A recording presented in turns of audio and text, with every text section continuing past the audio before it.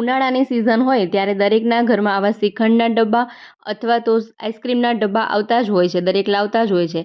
તો તે આ રીતના એકસાથે ઘણા બધા જમા થઈ જાય તો વેસ્ટ પડ્યા હોય. પરંતુ આજના વિડીયોમાં આપણે જોઈશું કે આવા શ્રીખંડના ડબ્બા અથવા તો આઈસ્ક્રીમના ડબ્બાના પણ ઉપયોગ થઈ શકે છે. જી હા, તો આજના વિડીયોમાં આપણે આ દરેક ડબ્બાના રિયુઝ જોઈશું. તો ચાલો શરૂ કરીએ વિડીયો.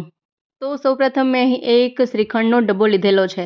જો આ રીતે જે ડબ્બો હોય તે આપણે લઈશું અને તેમાં આપણે કલર કરીશું. તમે ઈચ્છો તો તેને તેમને તેમ પણ રાખી શકો છો. આ થોડુંક યુનિક લુક લાગે અને ખૂબ સરસ લાગે તે માટે મેં અહીં કલરનો ઉપયોગ કર્યો છે. આ ઓપ્શનલ છે, તમે કલર કરવા ન માંગતા હોય તો એમને એમ પણ રાખી શકો છો. જુઓ, આ રીતે આપણે કલર લગાવી લઈએ. તો આ રીતે તમે તમારી પસંદનો કલર પણ લગાવી શકો છો.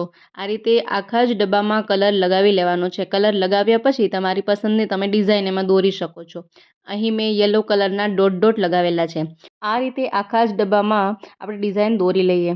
જુઓ, ખૂબ જ સરસ મજાનું લાગી રહ્યું છે ને. ત્યાર પછી જે આ રીતના ઇયરબડ્સ આવતા હોય છે તે આપણે લઈશું. કાન સાફ કરવાની જે સળીઓ કહેવાય છે, ઇયરબડ્સ કહેવાય, તેને આપણે લઈશું અને તેને આ રીતે આપણે થોડી થોડી કાપી નાખીએ. જુઓ, આ રીતે તેને કટ કરી લેવાની છે. મેં અહીં લગભગ 7 થી 8 જેટલી સળીઓ લીધેલી છે. આ રીતે આપણે સળીઓ લેવાની છે. દરેક સળીને આ રીતે કટ કરી લઈએ. જુઓ, આ બધી સળીઓને એક સરખી આ રીતના કાપ્યા પછી હવે તેનો ઉપયોગ જોઈએ. ત્યાર પછી મેં અહીં ગ્લુ ગનનો ઉપયોગ કર્યો છે. ગ્લુ ગન આ રીતે સળીમાં લગાવી અને તે દરેક સળીઓને આપણે આ ડબ્બામાં આ રીતે લગાડીએ. જુઓ, તમે ગ્લુ ગન ના હોય તો ફેવિક્વિકનો પણ ઉપયોગ કરી શકો છો. ફેવિક્વિકથી પણ તે સરસ રીતે ચોંટી જશે.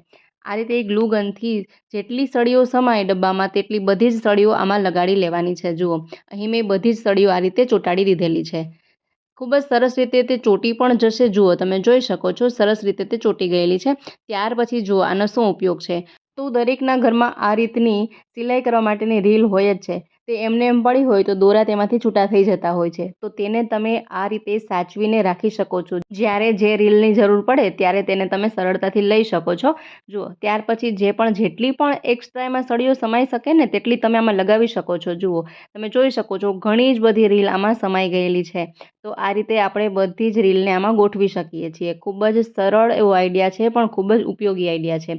તો આઈ હોપ આ આઈડિયા તમને પસંદ આવ્યો હશે. ત્યાર પછી જોઈએ આપણે નેક્સ્ટ આઈડિયા. તો ફરી મેં અહીંયા એક શ્રીખંડનો ડબ્બો લીધેલો છે. ત્યાર પછી આ રીતનું એક કાર્ડબોર્ડ એટલે કે પૂઠું, જે પણ ખોખાનું પૂઠું હોય તે તમે લઈ શકો છો અને તેનું જે પેલું લેયર હોય તે કાઢી નાખો એટલે આ રીતનું પૂઠું તેમાંથી નીકળશે. હવે તેને આપણે સરખા આકારમાં પહેલાં તો કાપી લઈએ. જુઓ, આ રીતે આપણે તેને કાપી લેવાનું છે. ત્યાર પછી આપણે તેની આ રીતના પાતળી પાતળી પટ્ટીઓ બનાવીએ.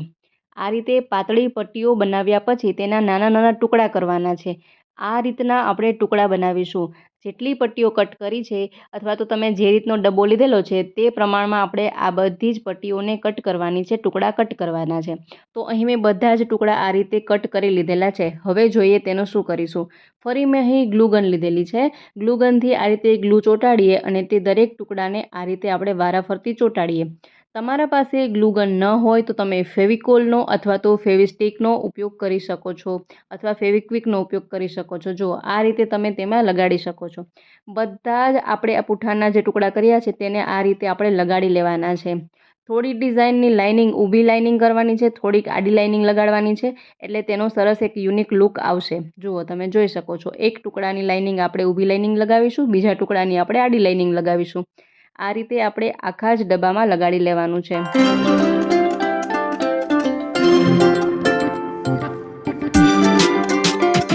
તો જુઓ, અહીં મેં આખા જ ડબ્બામાં આ રીતે કાર્ડબોર્ડના ટુકડા લગાવી લીધેલા છે. ત્યાર પછી આપણે તેમાં બેઝ માટે વ્હાઇટ કલરનો ઉપયોગ કરીશું. આ રીતે વ્હાઇટ કલર લગાવી શકો છો. તમને પસંદ હોય તો તમે એમને એમ પણ તેને રાખી શકો છો કલર કર્યા વગર પણ. પરંતુ આ રીતના કલર આપણે કરીશું તો થોડુંક યુનિક લાગશે અને સરસ લાગશે. બેઝમાં વ્હાઇટ કલર કર્યા પછી તે સુકાય ત્યાર પછી મેં અહીં રેડ કલરનો ઉપયોગ કર્યો છે એટલે કે લાલ કલરનો ઉપયોગ કર્યો છે. તમે તમારી પસંદ મુજબ આ રીતે કલર કરી શકો છો. જુઓ, દરેકમાં આપણે આ રીતે અલગ અલગ કલર કરી લઈએ.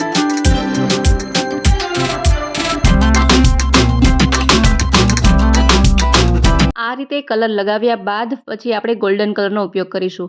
આ રીતે આપણે ગોલ્ડન કલર તેમાં લગાવીએ.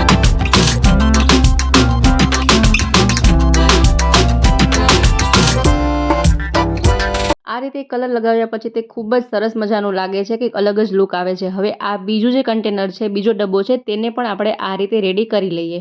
જુઓ તો તમે જોઈ શકો છો મેં આ બંને ડબ્બાને આ રીતે કાર્ડબોર્ડના ટુકડા વડે રેડી કરી લીધેલું છે. ત્યાર પછી મેં અહીં એક આ રીતનો લાકડાનો ટુકડો લીધેલો છે. આ રીતનો લાકડાનો ટુકડો લઈ અને તેમાં કલર કરીએ. તો અહીં મેં લીલા કલરનો ઉપયોગ કર્યો છે, ગ્રીન કલર. તમે તમારી પસંદ મુજબ કલર કરી શકો છો. ત્યાર પછી તેમાં કોઈ ડિઝાઇન કરવા માંગતા હોય તો આ રીતે આપણે અમુક ડિઝાઇન દોરી લઈએ તેમાં. જુઓ આ રીતે ડિઝાઇન કર્યા પછી હવે આપણે તે લાકડામાં આ રીતે ગ્લુ ગન લગાવીએ. તમે ફેવિક્વિક લગાવી શકો છો, ગ્લુ ગન લગાવી શકો છો. ત્યાર પછી એક કન્ટેનરમાં આ રીતે અટેચ કરી ફરીથી બીજા પાર્ટ પર આ રીતે ગ્લુ ગન લગાવીએ અને બીજું કન્ટેનર, બીજો ડબ્બો આ રીતે રાખી દઈએ. ખૂબ જ સરસ મજાનું એક ઓર્ગેનાઇઝ બનીને રેડી થઈ ગયું છે. આને તમે તમારા ડ્રેસિંગ ટેબલ પર રાખી શકો છો અને બધી જ કોસ્મેટિક વસ્તુ સારી રીતે સ્ટોર કરીને રાખી શકો છો. અને જો તમે રસોડામાં રાખવા માંગતા હોય તો તમે રસોડાની વસ્તુ પણ આમાં તમે રાખી શકો છો. ખૂબ જ સરસ મજાનું એવું સિમ્પલ અને ખૂબ જ મસ્ત એવું ઓર્ગેનાઇઝ બનીને રેડી થઈ ગયું છે. જો તમે એ રીતે બનાવવા ન માંગતા હોય તો આ રીતે તમે સિમ્પલ ડબ્બા પણ રાખી શકો છો. તે પણ ખૂબ જ સરસ અને ખૂબ ઉપયોગી થઈ શકે છે. ત્યાર પછી જોઈએ નેક્સ્ટ આઈડિયા. તો ફરી મેં અહીં 2 શ્રીખંડના ડબ્બા લીધેલા છે. હવે આ બંને જ ડબ્બાના ઢાંકણ કાઢી લઈએ અને તેને આ રીતે આપણે જોડી દઈએ. હવે અહીં આપણે ગ્લુ ગન લગાવીશું એટલે સારી રીતે તે ચોંટી જાય. જુઓ આ રીતે અહીં ગ્લુ ગન લગાવીએ. ફેવિક્વિકનો ઉપયોગ કરી શકો, ફેવિકોલનો ઉપયોગ કરી શકો. આ રીતે લગાવી અને તેને આ રીતે અટેચ કરી દઈએ. જુઓ ત્યાર પછી તમે એક્સ્ટ્રા પણ ગ્લુ ગનથી આ રીતે ગ્લુ લગાવી શકો છો. તો સરસ રીતે અહીં અટેચ થઈ ગયું છે. ત્યાર પછી અહીં માર્કરથી જેટલું હું માર્ક કરું છું એટલા પ્રમાણમાં આપણે તેને કટ કરી લેવાનું છે. ગરમ ચાકુ કરવાથી તે સહેલાઈથી કટ પણ થઈ જશે. આ રીતે કટ કરી લેવાનું છે. પછી આ રીતની આપણે દોરી લઈશું. આ દોરી માર્કેટમાં ખૂબ જ સરળતાથી મળી જાય છે. હવે તે દોરીને આપણે અહીં આ રીતે અટેચ કરવાની છે. ગ્લુ ગનની મદદથી આપણે આ દોરીને લગાવી લઈએ. જુઓ આ રીતે આપણે ફરતે જ દોરી લગાવી લેવાની છે. આ રીતે દોરી લગાવી લઈશું. જુઓ તમે જોઈ શકો છો અહીં મેં દોરી લગાવી લીધેલી છે. હવે બીજા પાર્ટ પર પણ આ રીતે આપણે દોરી લગાવી લઈએ.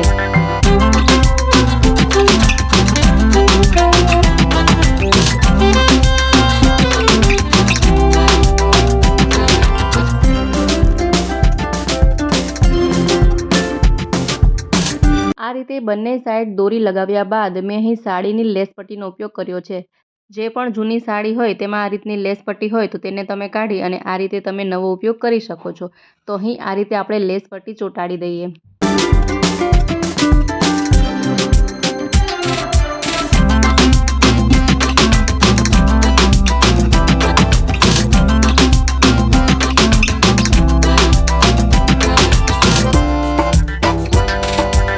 આ રીતે લેસ પટ્ટી લગાવ્યા બાદ જે ઝાલરવાળી લેસ પટ્ટી આવતી હોય તેનો આપણે અહીં ઉપયોગ કરીશું. તમારી પાસે જે પણ વેસ્ટ મટીરિયલ હોય ને તેનો તમે ઉપયોગ કરી શકો છો. એવું નથી કે અહીં મેં જે રીતનો ઉપયોગ કર્યો છે જે વસ્તુનો તે જ ઉપયોગ કરવાનો છે. તમારી પાસે જે પણ કોઈ એવું મટીરિયલ હોય, તમે એવું લાગતું હોય કે આ રીતના ઉપયોગ થઈ શકે છે તેનો ઉપયોગ કરી શકો છો. અહીં મેં ઝાલરવાળી લેસ પટ્ટીનો ઉપયોગ કર્યો છે તેને આ રીતે લગાવી દઈએ. જુઓ ખૂબ જ સરસ મજાનું એક ફ્લાવર પોટ બનીને રેડી થઈ જશે.